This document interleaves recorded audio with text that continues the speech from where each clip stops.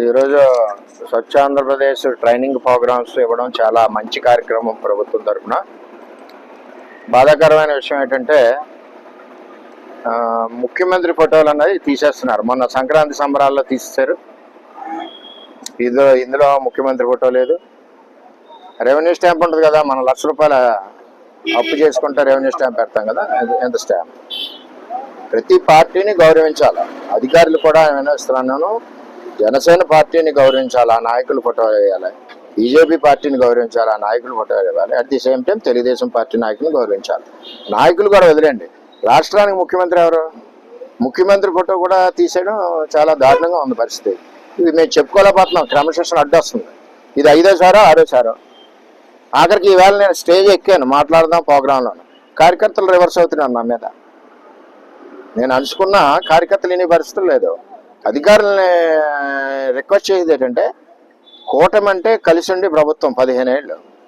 ఇందులో చిచ్చులు మీ ద్వారా పెడుతున్నారు. ఎక్కడికెక్కడ మన సంక్రాంతి సంబరాల్లో ఫోటోలు తీశారు, ఎక్కడ తీసేశారు, ఎక్కడికి ఏంటి ఇది? మాకు బాధగా ఎడుతుంది. మేము ఏం చేద్దంటే, మా లీడరు మేము కష్టపడి గెలిపించుకున్న లీడరు, మాకున్న లీడరు మా ముఖ్యమంత్రి తీసేస్తే మరి నేను బాధపడకుండా నేను ఉన్నానంటే నేను పార్టీలో ఉండవలసిన అవసరం కూడా లేదు. ఏంటంటే ముఖ్యమంత్రిని గౌరవించాలి. అలాగే తెలుగుదేశం పార్టీ అధ్యక్షుడిని మేము గౌరవించాలి. ముఖ్యమంత్రి అని వచ్చేసరికి అధికారులు, రాష్ట్ర ప్రజలందరూ గౌరవించాలి.